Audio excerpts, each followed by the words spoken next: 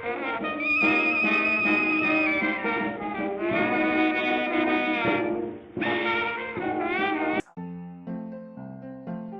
are rules and politics to many things in life.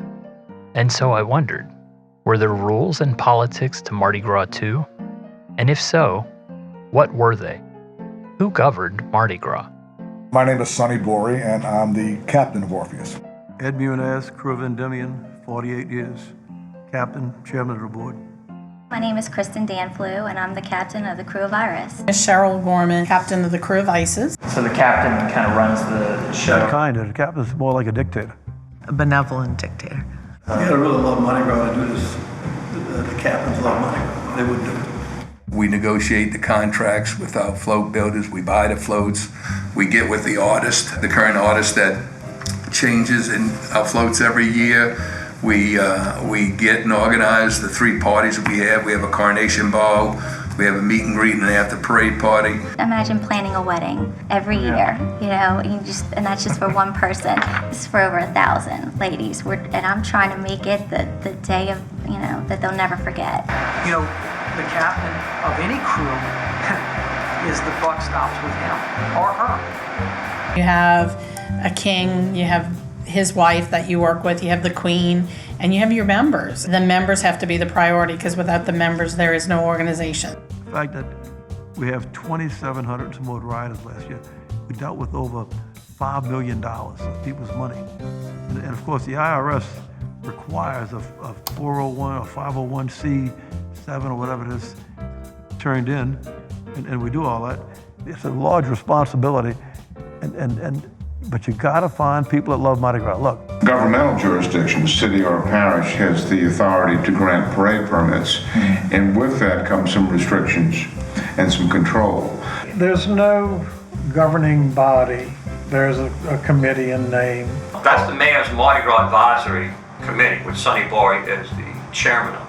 And basically, Sonny oversees all things Mardi Gras within the Carnival community, and he's a direct liaison to the mayor's office. We meet and discuss, what went well and what didn't. The police come and tell us a lot of things at the meetings about what they expect and different changes. The fact that it's such a loose confederation of organizations that somehow works is a small miracle, but it's very New Orleans. In New Orleans, you must have at least 14 floats, at least 7 marching bands. That's by ordinance.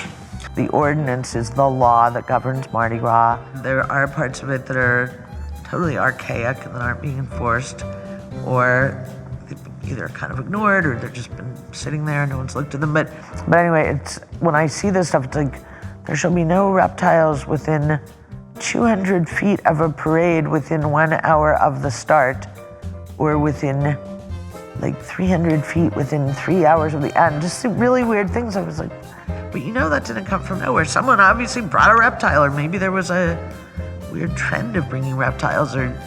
So those are the official rules, but then there's also, I would say, informal rules about, I don't know, if you're the parade going, that there's sort of informal rules about how much space you have and how you share with your neighbors, and if there's children around, they get the better throws, and even if you catch something, you give it to the child, and it's also sort of an informal rule that people make new parade friends, waiting for the parades and things like that. So there is also an ordinance in place saying that if you are riding on a float during Mardi Gras in the city of New Orleans, you have to wear your mask.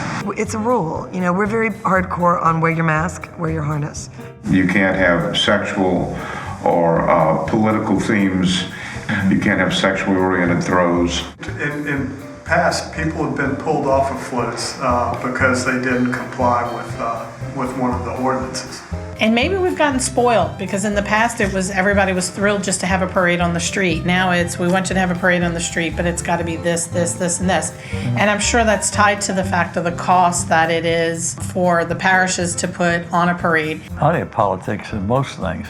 When are you going to parade? What time are you going to start? Who's going to start first? How long is the parade going to last? What route you take? All of that is controlled and by people in the city, part of the city government. I think there's always a place for people who run parades, captains of the krewes, to express themselves, and sometimes it's on their needs, what's going to benefit the parade, shorten the parade, whatever, lengthen the parade, turn it this corner as opposed to that corner. Sometimes it's nice to have somebody who can tell the mayor, talk to the mayor, talk to city council people, talk to the police. And so, yeah, there's some politics in that as in so many other things in life. We don't want to strangle this goose that's laying the golden eggs. We don't want to do anything stupid that's going to hurt Mardi Gras. People really care about Mardi Gras. I really care about Mardi Gras. It's special, it's magical. I believe, Mardi Gras can like change the world if you do it right. The politics of what it means to be a citizen of the city, the politics of what it means to be a member of a crew, the politics of all of this. It's complicated, and it's layered. And it means something different to everybody. It's a funny dynamic between the captains because they're all pulling in the same direction, but at the same time they're kicking each other because they're trying to get that extra leg to be a little bit better than the other one. So I've always thought that was a funny dynamic thing. Friendly competition. Oh, very, exactly right. Push each other. Yeah, sometimes it gets a little backbiting, but you're right though, it is friendly.